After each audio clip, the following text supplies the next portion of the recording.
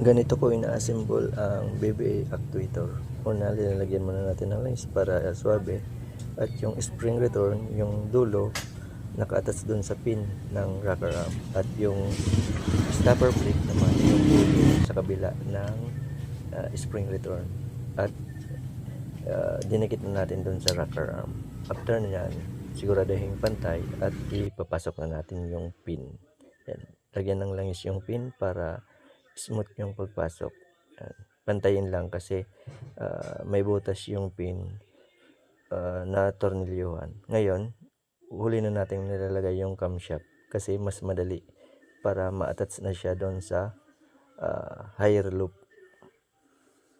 na kung saan doon nag-engage yung BBA. Yan. Ganyan pala ang position yan. Yan. Madali lang. At ilagay na natin yung tornilyo na lock. Okay.